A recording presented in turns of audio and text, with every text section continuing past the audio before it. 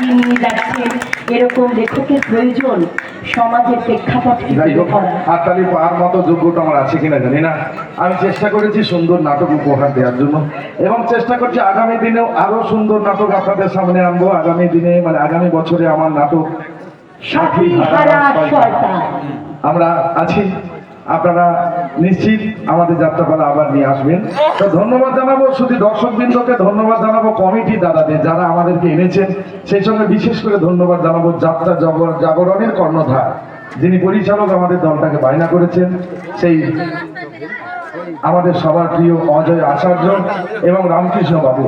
ওনারা ছিলেন বলে আমরা এই বইয়ের যে সুর করা গান, সমস্ত গান কিন্তু অজয়ের লেখা। আমার সাথে বিগত 8 থেকে 9 বছরের ওপরেও কিন্তু আমার সাথে কাজ করে যাচ্ছে। এরকম নতুন নতুন মানুষেরা উঠছে যাত্রায়, এদের অগ্রগতি দরকার আর তার সাথে আপনাদের আশীর্বাদ দরকার। অজয় আচার্য আর এই রামকৃষ্ণ বাবুকে মঞ্চে আসতে বলবো এবং ওনাদের দুজনের জন্য একটু জোরে হাতে তালি চাইবো, অসংখ্য অসংখ্য হাতে তালি চাইবো। Thank you. প্রথমেই মঞ্চে আসছে অজয় আচার্য। আপনারা আগামী বছরে যাত্রাপালা বুকিং করলে পরে অজয় বাবুর সঙ্গে যোগাযোগ করবেন। সঙ্গে আছে ওরই অ্যাসিস্ট্যান্ট রামকৃষ্ণ বাবু।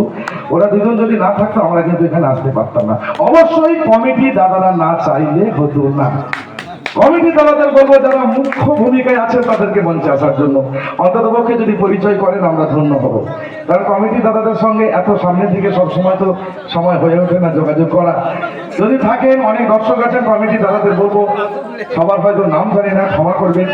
যদি থাকে পরিমল বাবু, বিশেষ করে পরিমল বাবু সহ কমিটির প্রত্যেকটা সদস্যকে বলবো মঞ্চে আসার জন্য এবং যাত্রাপালা কেমন লাগলো সে বিষয়ে কিছু মন্তব্য পেশ করার জন্য। আপনাদেরকে আরেকটা বলে রাখি, যদি এটা বিজ্ঞাপন, আমাদের আগামী বছরে যাত্রাপালা বুকিং চলছে, আপনারা এখনই বুকিং করতে পারেন এবং বুকিং করলে বুকিং করলে কিন্তু আমাদের একটু ডিসকাউন্ট হয়, অনেকটা ছাড়ে হয়। অজয় বাবু আছেন তার জন্য, তো পরিমল বাবু এসছেন তার জন্য একটু জোরে হাতে তালির সঙ্গে কমিটি দাদারা এসছেন। অসংখ্য ধন্যবাদ আপনাদের। কেমন লাগলো আপনাদের মুখ থেকে একটুখানি শুনবো। বিশেষ করে তরুণ বাবুকে অসংখ্য ধন্যবাদ, তার সাথে অজয় বাবুকেও আমি ধন্যবাদ জানাবো যেভাবে উনি আমাদের পরিচালনা করেছেন বা উনি একরকম 80% সিলেকশন করে আমাদের দিয়েছেন, তার জন্য অজয় বাবুকে বিশেষ ধন্যবাদ।